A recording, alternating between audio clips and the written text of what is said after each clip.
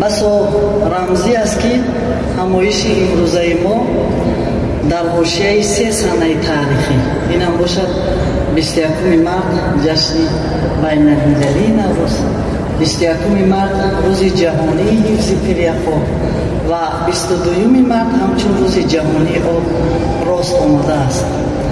бо истифода аз ин фурсати муносиб ҳамаи шуморо аз номи мақомоти иҷроияи ҳокимияти давлатии шаҳри Душанбе бахусус аз номи раиси маҷлиси миллии маҷлиси олии ҷумҳурии Тоҷикистон, раиси шаҳри Душанбе муҳтарам Рустами Эмомалӣ бахшида ба ҷашни байналмилалии Наврӯз, рӯзи байналмилалии ҳифзи пиряхҳо ва рӯзи ҷаҳонии об самимона табрику шодбош гуфта ҳузуратонро дар ҳамоиши имрӯза зери унвони боздид аз ташаббусҳои ҷаҳонии ҷумҳурии Тоҷикистон дар суруғаи об ва ҳифзи пиряхҳо хайрамақдам мегӯям.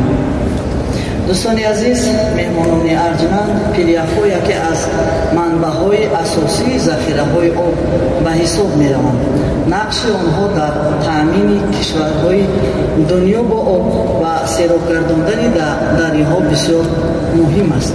ҳамин аст ки ҷомеаи ҷаҳонӣ баҳри ҳифзи пиряхҳо ҳамчун сарчашмаи об тамоми кӯшишҳоро ба харҷ дода тадбирҳои назаррасро роҳандозӣ намуда истоданд.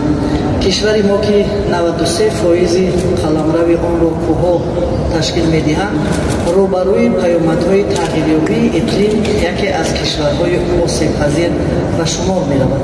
ҳамасола бо обхезӣ, сел, фаромадани ярчу тарма ва дигар офатҳои табиӣ марбут ба об